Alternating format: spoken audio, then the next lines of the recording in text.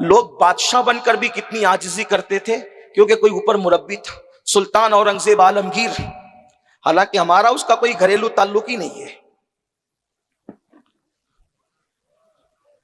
لیکن جو ہے وہ ہے۔ آج سلطان کو بہت بدنام کرنے کی کوشش کی جا رہی۔ اورنگزیب عالمگیر ایک مرتبہ عید کی نماز پڑھنے کے لیے لیٹ ہو گئے اور عیدگاہ بھر گئی تھی، تو جہاں چپل لوگوں کے رکھے جاتے ہیں سلطان نے مصلی وہیں بچھا کر وہاں بیٹھ گئے۔ جس کو لوگ اکھنڈ بھارت کہتے ہیں، اس اکھنڈ بھارت کا پورے ہندوستان کا بادشاہ مسلمانوں کی جوتیوں کے پاس بیٹھ رہا ہے۔ یہاں محلے کا کارپوریٹر بھی چاہتا ہے کہ میں مسجد میں آؤں تو لوگ میرے لیے جگہ خالی کریں۔ جو لوگوں کی ہوٹوں کی بھیک پر کچھ بنتے ہیں ان کا یہ حال ہے۔ وہ خاندانی طور پر نسلاً بعد نسلاً بادشاہ تھا، لیکن لوگوں کی جوتیوں کے پاس مصلی بچھا کر کے بیٹھ گیا۔ تربیت کا نتیجہ دیکھو، دل والوں کے پاس، اہل عشق کے پاس بیٹھنے کا نتیجہ دیکھو۔ جب کسی نے گزارش کی محی الدین عالمگیر اٹھ کر کے تھوڑا آگے بڑھ جائیں، یہاں چپل ہے، تو کہا یہ بادشاہ کا دربار ہے، بادشاہ کا۔ بادشاہ ہم نہیں ہیں، بادشاہ حقیقی تو وہ ہے جس کے کرم سے لوگوں کو تخت تاج نصیب ہوتے ہیں۔ بادشاہ کے یہاں کوئی بادشاہ نہیں ہوتا۔ جب میں دیر سے آیا ہوں تو میں یہیں بیٹھوں گا، کیونکہ رسول اللہ کا قانون یہی ہے، میں کچھ بھی کر سکتا ہوں، قانون رسالت نہیں توڑ سکتا۔ جب ہم نے تحقیق کی کہ بادشاہ ہو کر بھی وہ بگڑا کیوں نہیں، آخر وہ ایسا کیوں رہا، تو پھر ہمیں ہندوستان کی تاریخ نے جواب دیا کہ یہ کام اس نے کیا تھا جو امیٹھی کی سرزمین پر ملا جیون کے نام سے مشہور تھا۔ اس نے عشق کا ایسا بیج بو دیا تھا کہ بادشاہ ہو کر بھی اس کے قدم اکھڑتے ہوئے نہیں نظر آئے۔ اگر بات آ گئی تو ایک بات عرض کروں، آج مسلمان کا لڑکا بائک پہ بیٹھتا ہے تو اس کے قدم زمین پہ نہیں رہتے، لڑکیوں کو تاکتے جھانکتے جاتا ہے، اوقات بھول جاتا ہے۔ کیوں؟ کوئی تربیت نہیں ہے۔ جس نے تاج محل بنایا لوگ اس کو بڑی گالیاں دیتے ہیں، یہ شاہ جہاں تمہارا بادشاہ ہے۔ دلی کی جامع مسجد بن رہی ہے، اعلان ہوتا ہے سنگ بنیاد وہ رکھے گا جس کی عصر اور عشاء کی سنتیں غیر موقدہ کبھی ترک نہ ہوئی ہو، بالغ ہونے کے بعد کبھی اس کی تہجد فوت نہ ہوئی ہو، جس کی تکبیر اولیٰ کبھی نہ چھوٹی ہو، سنگ بنیاد وہ رکھے گا۔ لوگ انتظار کرتے کرتے صبح سے شام ہوئی تو بادشاہ آنسو پوچھتے ہوئے آگے بڑھا۔ ہم ہی رکھ دیتے ہیں تو کسی نے بازو پکڑ کے کہا شرط بڑی کڑی ہے، آگے بڑھنے نہیں دیں گے۔ کہا آنکھ میں آنسو اسی لیے آ رہے ہیں، اب تک پردے میں تھے اب بے پردہ ہو گئے، الحمدللہ یہ ساری شرطیں میرے اندر موجود ہیں۔ جب ہم نے پوچھا کہ شاہ جہاں جیسے بادشاہ میں یہ چیز کہاں سے آئی، تو پتہ چلا میاں میر محمد کی تربیت کا نتیجہ تھا۔ میاں میر محمد جیسے صوفی کے پاس جا کے بیٹھتا۔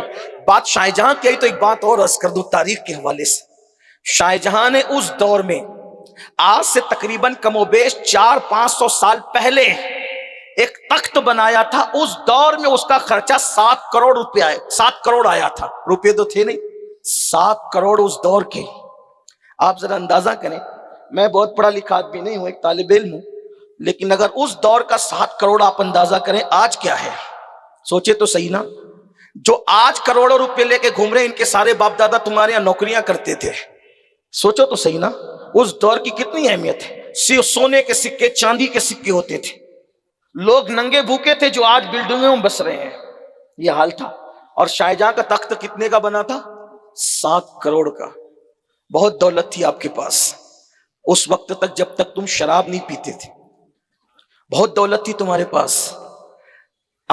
برطانیہ کے شاہی خزانے میں اتنی دولت نہیں ہوتی تھی جتنی ایک کلکتہ کے تاجر کے گھر میں دولت پڑی ہوتی تھی۔ بہت دولت تھی جب تک عورتوں پہ پاپ کی نظر نہیں ڈالتے تھے۔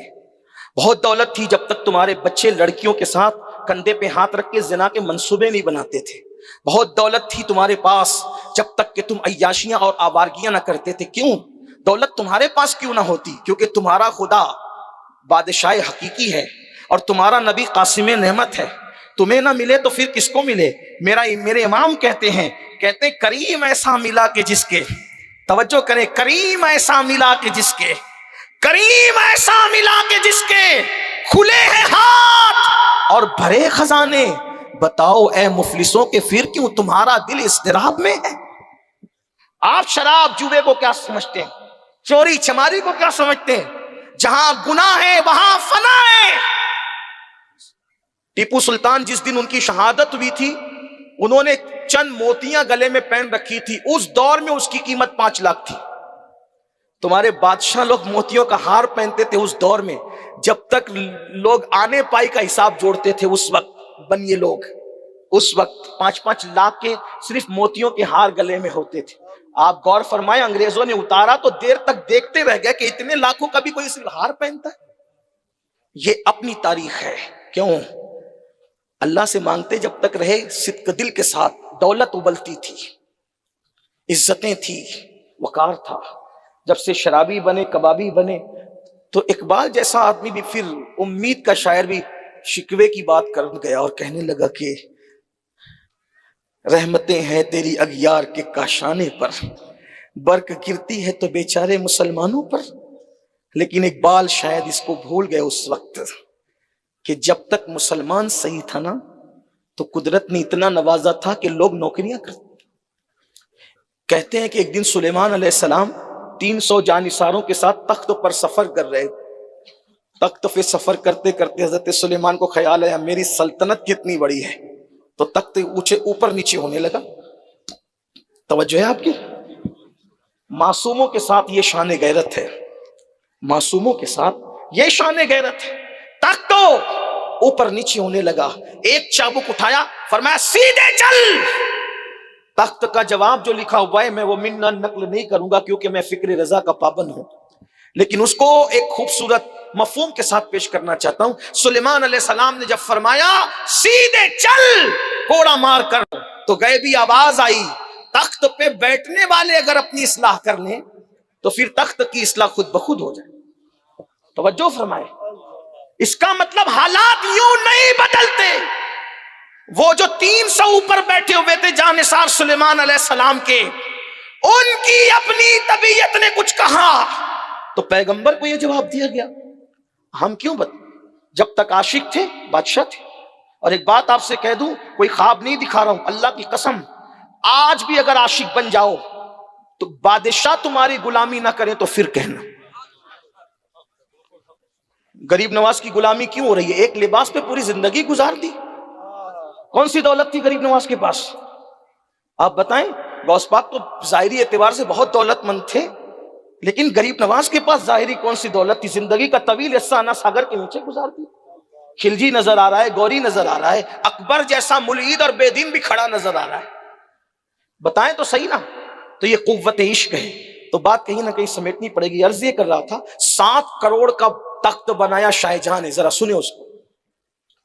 جب تخت پہ بیٹھے شاہ جہاں تو کہا وضو کے لیے پانی لاؤ، وضو کے لیے پانی لایا تو وہیں بیٹھ کر تخت پہ وضو بنانے لگے۔ سارے انجینئر منہ تکنے لگے، ہمارے تخت پہ پانی پھر رہا ہے۔ کتنا خوبصورت جملہ انجینئروں نے کہا، وضو کا پانی گر رہا تھا تو کہا ہمارے تخت پہ پانی پھر رہا ہے۔